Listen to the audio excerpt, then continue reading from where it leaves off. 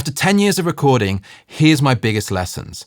Better doesn't always mean better. Focus on performance and embrace simplicity. I know how overwhelming it can be to figure out why your recordings don't sound professional, especially when you're juggling everything it takes to build a successful career in music. That's why I'm sharing the lessons that help me stop spinning my wheels and start making real progress. So in the next 10 minutes, I'll share with you my #1 piece of advice to instantly improve your recordings, the secret to making your home recording sound professional without expensive gear, and the biggest lesson I've learned after 10 years of recording. So whether you're just starting out or trying to improve what you've been pursuing for years, these simple but crucial tips will make your recording sound better and sound better fast. Tip #1, performance is everything.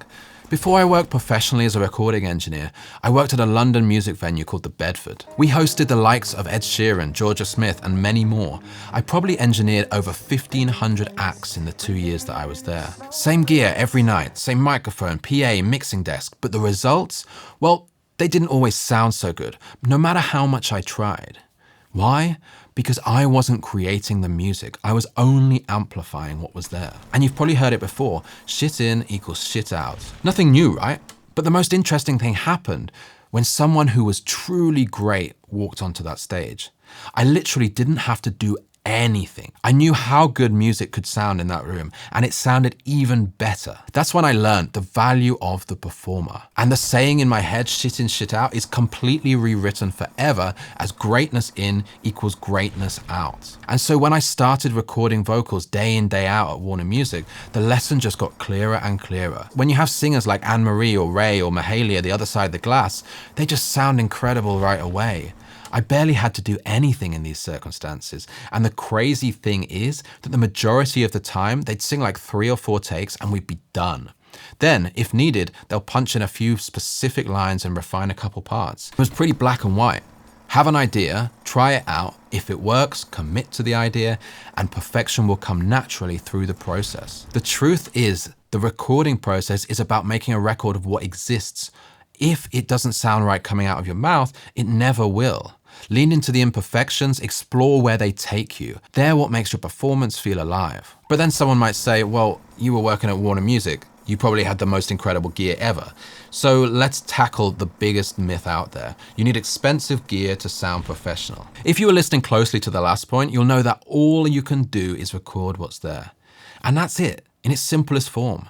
Can your equipment do the job or not? If you focus on that, your life gets a lot easier. And the professionals know this. When it comes to gear, form follows function. Like Steve Lacy recording his debut EP on his iPhone using GarageBand and an iRig interface. The fundamental job of your equipment is to be able to record. And the ease of you being able to record is so much more valuable than any immeasurable quality of how good something may sound. But obviously there is a degree of quality that the listeners expect. So let's tackle that next. How do you make your home recordings sound professional without spending a fortune? Firstly, understand what studios are really for. Isolation from the outside world, a quiet space, and great acoustics. But you can recreate that at home with just a few simple tricks. To get away from the outside world, put your phone on Do Not Disturb, shut the door to your room, maybe turn down the lights. Then put your microphone with the back to a closet full of clothes, or maybe drape blankets around to reduce those reflections. Then move your computer away from the mic to avoid any fan noise. Studios often have separate rooms for noise equipment, but at home, we have to get creative. Doubling the distance between your mic and any noise source cuts the audio level in half. So if your computer fan gets loud when you're recording, just move it further away. Same if you sing with one headphone off. Just mute that headphone because it's only causing unwanted bleed into the microphone. These are small adjustments, but they make a world of difference. The key is to experiment. Use what you have to create the best environment possible. Every small improvement, whether it's moving your computer or recording in a quiet closet, frees up more time to focus on what really matters, creating music you love. When you're not fighting distractions, you can put all that energy into your performance. But also consider this. My first mentor, Martin Russian, taught me how to think creatively. He told me that rather than recording the vocals from the #1 hit, Don't You Want Me, in the $1 million studio that they had available, They chose instead to set up the microphone in the studio's bathroom to get the exact vocal sound they wanted. And when we worked together, we didn't have the luxury of working in a professional studio either. So we built a gazebo in his living room, lined it with blankets, and recorded live drums for a disco track. The gear doesn't matter as much as the idea and the execution of it. And that's how you sound professional. But the biggest lesson I've learned in all this time?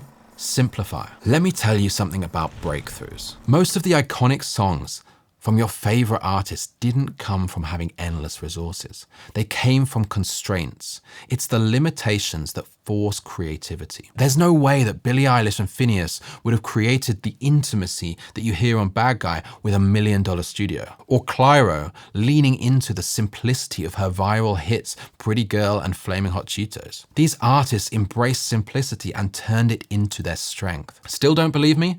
Well, try this trick when you finish watching this video. Think of a song you loved as a kid but haven't listened to in forever, and picture it in your head before you play it. Then go listen. It will be so different to what you expect. And that's because your brain doesn't store technical details. It remembers the emotions, the way that it made you feel. When I first started, I tried to recreate what I heard in my head, but rather than trying different paths to get there, I just piled layers upon layers upon layers. I thought more was better, more plugins, more tracks, more effects, but listen to those songs that inspired you. Simplicity wins every time. When you strip everything back, you give music the space to breathe and the performances room to shine.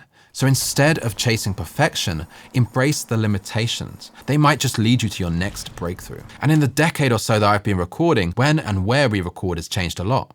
Whether it's in a bedroom or a hotel room or a professional studio, so much has changed, but there's an overwhelming factor that hasn't. You need to protect the performance at all costs. It's like trying to chase and bottle a cloud, and you only have a certain window to catch it. Rack Studios was one of the best studios that I've ever worked at. Incredible space, the most professional of environments, and the complete top artists of the industry from all over the world would work there. And with such high stakes and high budgets, the level of service would have to be outstanding every time.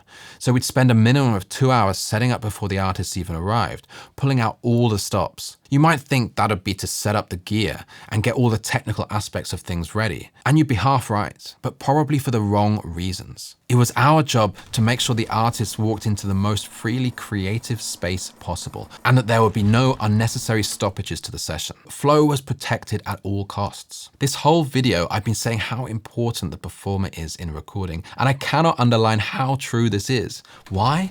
Because 95% of the job is done by the performer, and only a small percentage is done by the actual recording process. So the majority of all the effort needs to be put on making the best environment for them to do their best, whether it's yourself singing or somebody else. Any slight disruptions can have huge detriments to a session, and you could lose your best idea for the stupidest and most avoidable of reasons. That's why it's so important to reduce stress, create comfortable environments, and make sure the performer feels supported. The best recording sessions happen when the artist feels safe to experiment. When the room feels right, the music will follow. And with writing sessions and recording sessions somewhat merged nowadays, it's more crucial than ever. So many times I get emails from artists needing the original demo files because they couldn't recreate the vibe that they had on that initial day, because the energy that they captured was unbeatable. And that's the hard truth of all the things that I've learned. You probably have everything you need right now to make a professional recording. It's just a matter of knowing what to prioritize. If you spend all of your time chasing the perfect gear, you're missing the point. Focus on collaboration, craft, and creativity. Use what you have to make great music. You'd be really surprised at how quickly you can get into a position where your music is sounding more professional than ever if you invest time and money on fixing the most important things first: performance and songwriting. So if you're ready to create better music, click here to learn how to write songs that truly connect.